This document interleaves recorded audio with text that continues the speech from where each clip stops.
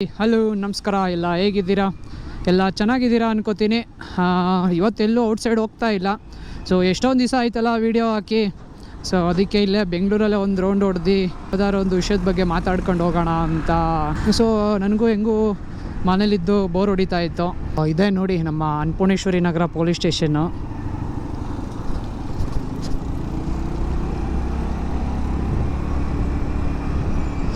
ಈ ಸ್ಟೇಷನ್ ನೋಡಿದ್ರೆ ಯಾರು ನೆನಪಾಗ್ಬೋದು ನಿಮಗೆ? ಕಮೆಂಟ್ ಮಾಡಿ. 3D ಥರ ಕಾಣಿಸ್ತವೆ. ಹಳೇದು ನೋಡಿ, ಇವನು ಹೆಂಗೋಯ್ತಾನೆ, ಜಾಲಿಯಾಗಿ ಓಡಿಸ್ಕೊಂಡು ಹೋಯ್ತವನೆ. ಇದ್ದರೆ ಬೆಂಗಳೂರು ರೋಡ್ಗಳಲ್ಲಿ ಜಾಲಿಯಾಗಿ ಕಳಿಸ್ತಾರೆ ಜನಗಳು ಅವನ್ನ ಮೇಲಕ್ಕೆ. ಹಂಗಿದ್ದಾವೆ ನಮ್ಮ ಬೆಂಗಳೂರು ರೋಡ್ಗಳು. ಸ್ಕೂಲ್ ಮಕ್ಕಳು ವ್ಯಾನಲ್ಲೂ ಫೋನ್ ಹಿಡ್ಕೊಂಡು ಹೋಗ್ತವ್ರಲ್ಲಪ್ಪ.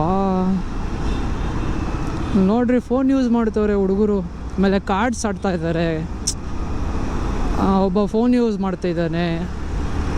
ನಮ್ಮ ಕಾಲದಲ್ಲಿ ಹಂಗಿರಲೇ ಇಲ್ಲ. ಅವಾಗತ್ತೆ ಫೋನ್ ತೊಗೊಂಡೋಗಿದ್ರೆ ಚಡ್ಡಿ ಉದ್ರೋಗಂಗೆ ಹೊಡಿಯೋರು. ನಮ್ಮ ಸ್ಕೂಲಲ್ಲಿ ಫೋನ್ ತೊಗೊಂಡೋಗಿದ್ದಕ್ಕೇ ಚಡ್ಡಿ ಉದ್ರೋಗಂಗೆ ಹೊಡಿಯೋರು. ಇನ್ನೂ ಯೂಸೇ ಮಾಡ್ತಿರ್ಲಿಲ್ಲ, ತೊಗೊಂಡೋಗಿದ್ದು ಗೊತ್ತಾಗಿದ್ದಕ್ಕೇನೆ ಅಷ್ಟೇ. ಕ್ಲಾಸಲ್ಲಿ ಫೋನ್ ಯೂಸ್ ಮಾಡ್ತಿದ್ದೀವಿ ಅಂತಂದರೆ ಅಷ್ಟೇ, ಮುಗೀತು. ಈಗ ನೋಡ್ರಿ, ಸ್ಕೂಲ್ಗೂ ಫೋನ್ ಎತ್ಕೊಂಡು ಹೋಗ್ತಾರೆ. ಅಯ್ಯಪ್ಪ, ಈಗೆಲ್ಲ ಇಂಟರ್ನೆಟಲ್ಲಲ್ವಾ ಇರೋದು ಜಾಸ್ತಿ.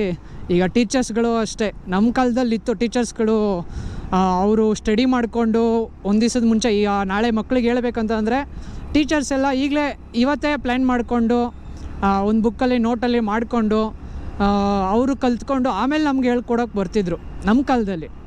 ಈಗ ನೋಡ್ರಿ, ಎಲ್ಲ ಅಲ್ಲೇ ಕೂತ್ಕೊಂಡು ಇಂಟರ್ನೆಟಲ್ಲಿ ನೋಡಿಕೊಂಡು ಹೇಳ್ಕೊಂಡು ಕೊಟ್ಟಂಗೆ. ಬಟ್ ಆಗಿನ ಎಜುಕೇಷನ್ ಆವಾಗಿಂದೇ ಸೂಪರು.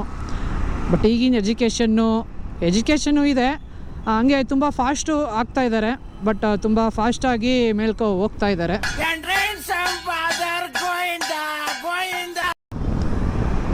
ಏನು ಮಾಡೋಕ್ಕಾಗಲ್ಲ, ಜೀವನ ಹಂಗೆ ನಡೀತಾ ಇದೆಯಲ್ಲ. ಸೊ ಅದಕ್ಕೆ ಎಲ್ಲ ಫಾಸ್ಟಾಗೇ ನಡೀತಾ ಇದೆ. ಎಜುಕೇಷನ್ ಇಂಪಾರ್ಟೆಂಟು, ಹಂಗೆ ಸಂಸ್ಕೃತಿನೂ ಅದಕ್ಕಿಂತ ಡಬಲ್ ಇಂಪಾರ್ಟೆಂಟ್ ಆಗುತ್ತೆ. ಎಜುಕೇಷನ್ ಇಲ್ಲ ಅಂದರೆ ಓಕೆ, ಸಂಸ್ಕೃತಿ ಇರಬೇಕಲ್ಲ.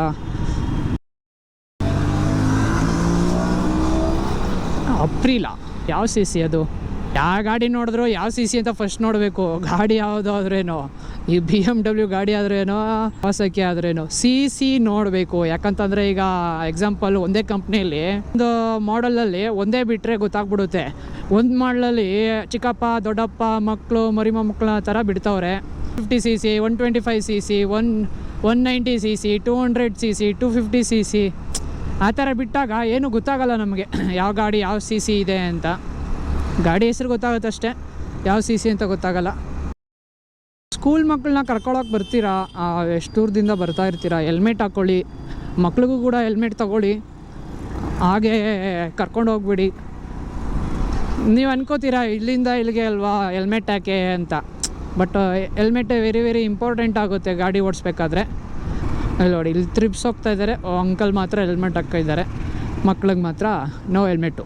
3 ಜನ ಕೂತವ್ರಲ್ಲ ಗುರು. ಅಯ್ಯೋ, 4 ಜನ. ಇಂಥ ಜನ ಎಲ್ಲಿ ಸಿಗ್ತಾರೆ ನಿಮಗೆ? ಹೊಡಿರಿ ಚಪ್ಪಾಳೆ, ಹೊಡಿರಿ. ಇದು ನಮ್ಮ ದೇಶ ಅಂದ್ರೆ. 4 ಜನ ಮಕ್ಕಳು ಕೂತ್ಕೊಂಡು ಅಂಕಲ್ ಜಾಲಿಯಾಗಿ ಓಡಿಸ್ತವ್ರಲ್ಲ. ಬಿದ್ದರೆ ಮಕ್ಳಿಗೆ ಏಟ್ ಆಗ್ತಾ ಹೊರತು ಅವ ಅಂಕಲ್ಗೆ ಆಗಲ್ಲ. ಜೀವನ ಆಗಲಿ ಸೇಫ್ಟಿಯಾಗಿ ನೋಡ್ತಾ ಇಲ್ಲ. ಜನಗಳು ಹೆಂಗೆ ಹೋಗ್ತಾ ಇದ್ದಾರೆ ಅನ್ನೋದೇ ಇಂಪಾರ್ಟೆಂಟ್. ಅವ್ರಿಗೆ ಹೆಂಗೆ ಹೋಗ್ತಾವ್ರೆ ಅದೇ ಹೋಗ್ತವ್ರೆ.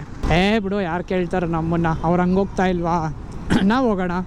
ಅವ್ರು ಆ ಥರ ಡ್ರೆಸ್ ಹಾಕ್ಕೊಂಡು ಹೋಗಲ್ವಾ, ನಾವು ಹಾಕ್ಕೊಂಡು ಹೋಗೋಣ ಅಂತ ನಮ್ಮ ಜನ ಇರೋದು. ಅಣ್ಣ ಈ ಕಡೆನೂ ಒಂದು ಸ್ವಲ್ಪ ಮಿರರೆಲ್ಲ ಸ್ವಲ್ಪ ನನ್ನನ್ನು ನೋಡೋಣ. ಹಂಗೆ ಎಳೀತಾ ಇದೆಯಲ್ಲ ಅಣ್ಣ. ನಿಮ್ಮಂಥವ್ರಿಗೆ ಹೋಗಿ DL ಕೊಡ್ತಾರಲ್ಲ. ಮಿರರ್ ಇಲ್ಲ ಅಂದರೆ ಓಕೆ, ಇದ್ರೂ ನೋಡಲ್ಲ ಅಂತನಲ್ಲ ನಾವು. ಇದು ದೀಪಾಂಜಲಿ ನಗರ ಸ್ಯಾಟಲೈಟ್ ಬಸ್ ಸ್ಟಾಪ್ ಬರುತ್ತಲ್ಲ, ಆ ರೋಡು. ಇಲ್ಲಿ 2 ದೇವಸ್ಥಾನಗಳಿವೆ, ಹಳೇ ದೇವಸ್ಥಾನಗಳಿವು. ಗಾಳಿ ಆಂಜನೇಯ ಟೆಂಪಲ್ಲು, ಆಮೇಲೆ ಇಲ್ಲಿ ಬಂದರೆ ಶಿವ ಟೆಂಪಲ್ ಇದೆ ಲೆಫ್ಟ್ ಸೈಡಲ್ಲಿ. ಗಾಳಿ ಆಂಜನೇಯ ಟೆಂಪಲ್ ನೋಡಾದ್ಮೇಲೆ ಈಗ ಶಿವ ಟೆಂಪಲ್ಗೆ ಬರ್ಬೋದು ನೀವು. ಇಲ್ಲಿದೆ ನೋಡಿ, ಚೆನ್ನಾಗಿದೆ ದೇವಸ್ಥಾನ. ಜಗತ್ತಲ್ಲಿ ನೆಮ್ಮದಿ ಕೊಡೋ ಜಾಗಗಳಂದರೆ ದೇವಸ್ಥಾನನೇ ಇರಬೇಕು. ಪ್ರಶಾಂತವಾಗಿರುತ್ತೆ, ಹೋದರೆ ಸ್ವಲ್ಪ ನೆಮ್ಮದಿ ಕೂತ್ಕೊಂಡ್ರೆ. ಅಶ್ವಮೇಧ ಪ್ರಯಾಣದ ಮರುಕಲ್ಪನೆ. ಅಶ್ವಮೇಧದಲ್ಲಿ ಹೋಗ್ತಾ ಇದ್ದೀನಿ ಅಂತ ಫೀಲಾ? ಹಂಗೆ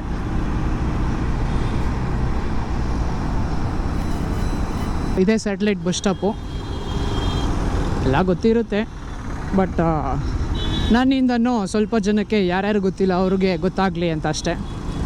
ಅಣ್ಣ ಏನೋ ಚೆನ್ನಾಗಿ ಬರ್ಸೋನೆ.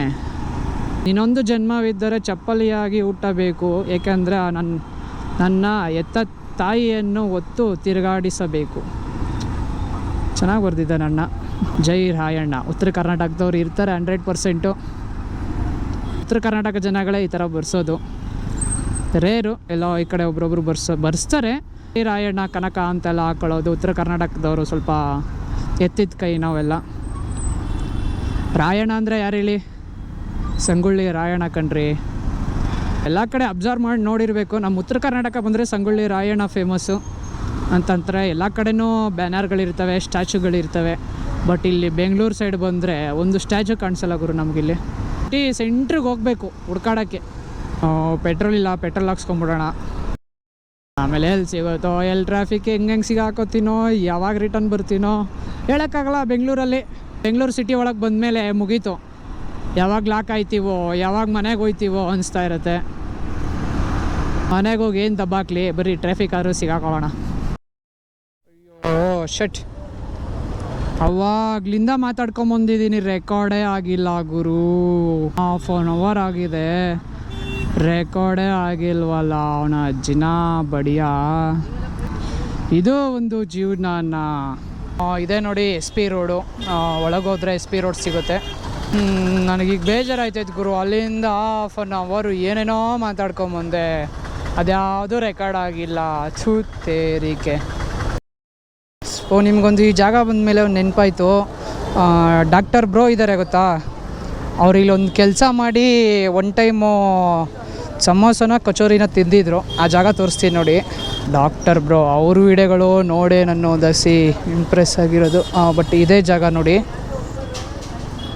ಇದನ್ನು ಹಿಂಗೆ ದೊಡ್ಡದು ಮಾಡಿಬಿಟ್ಟಿದ್ದಾರೆ.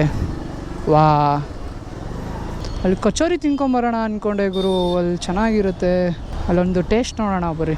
ಫಸ್ಟ್ ಅವರು ಗಾಡಿಯಲ್ಲಿ ಸೇಲ್ ಮಾಡ್ತಿದ್ರು, ಬಂಡಿ ಗಾಡಿ ಬರುತ್ತಲ್ಲ ಆ ಥರ ಇಟ್ಕೊಂಡಿದ್ರು.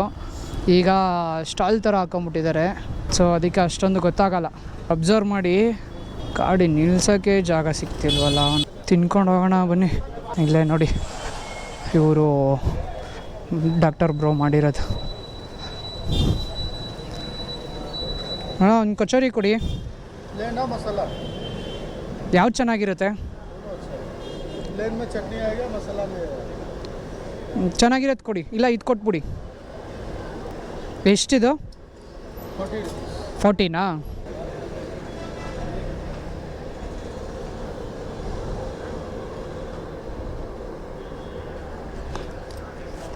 A few moments later.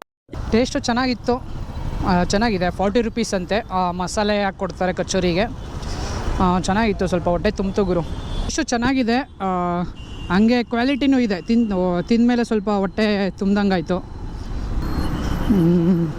ಬಲೆ ಹಾಕ್ತಾ ಇದ್ದಾರೆ. ಬಲೆ ಹಾಕಲಿ, ನಮ್ಮನ್ನು ಹಾಕಿದಾಗ ಆ ಅನುಭವ ನಮಗೂ ಗೊತ್ತಾಗುತ್ತೆ ಏನೋ ಹಿಂಗೆ ಅಂತ. ತಿಂದಿದ್ದಕ್ಕೆ ಸ್ವಲ್ಪ ಹೊಟ್ಟೆ ತುಂಬ್ದಂಗೆ ಆಗ್ಬಿಡ್ತು ಗುರು. ಬಿಸಿಲಲ್ಲಿ ಈಗ ಓಡಾಡೋಕ್ಕಾಗಲ್ಲ, ಸೆಕೆ ಬೇರೆ. ಚಳಿ ಅಂದ್ಕೊಂಡು ಸ್ವೆಟ್ರ್ ಹಾಕೊಂಬಂದರೆ ಈಗ ನೋಡಿದ್ರೆ ಬಿಸಿಲು ತಲೆಗೆ ಇದೆ. ನೋಡಿ ಟೌನಲ್ಲು ಸ್ವಲ್ಪ ಬರ್ಬೇಕಾದ್ರೆ ನೀಟಾಗಿ ತೋರಿಸ್ತೀನಿ. ಬರ್ಬೇಕಾದ್ರೆ ಕತ್ಲೆ ಆಗ್ಬೋದೇನೋ, ಒಂದು ಸರಿ ಈಗಲೇ ನೋಡ್ಕೊಂಬಿಡೋಣ. ಇದೆ ನೋಡಿ ಟೌನಲ್ಲು. ಎಷ್ಟೊಂದು ಮೂವಿಗಳಲ್ಲಿ ನೋಡಿದ್ದೀರಾ. ಹಾಗೆ ಈಗ ರಾಜಕಾರಣಿಗಳೆಲ್ಲ ಪ್ರತಿಭಟನೆ ಮಾಡೋಕೆ ಅಲ್ಲಿ ಮೆಟ್ಲ ಮೇಲೆ ಕೂತಿರ್ತಾರೆ. ಡವ್ ಮಾಡೋದಷ್ಟೇ, ಪ್ರತಿಭಟನೆ ಮಾಡ್ತಾಯಿದ್ದೀವಿ ಅಂತ. ಪ್ರತಿಭಟನೆ ಆಗುತ್ತಷ್ಟೇ, ಅದಕ್ಕೆ ಪರಿಹಾರ ಏನೂ ಸಿಗೋದಿಲ್ಲ. ಆ ಥರ ಪ್ರತಿಭಟನೆ ಅದು. ಜನಗಳು ಮಾಡಿದ್ರು ಅಷ್ಟೇ. ಏನು ಅರ್ಥವೇ ಆಗ್ತಿಲ್ವೇ ಈ ಕೇಸು? ಎಳೆ ಮಗು ಆಗಿದ್ದಿದ್ರೆ ಓಕೆ, ಗೊತ್ತಿಲ್ಲ, ಈ ಅರ್ಥ ಆಗ್ತಿಲ್ಲ ನನಗೆ.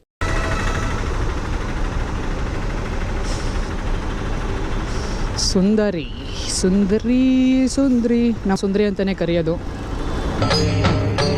ಇದೆ, ಇಲ್ಲೊಂದು ಸಮಸ್ಯೆ ಖಂಡಿತ ಇದೆ.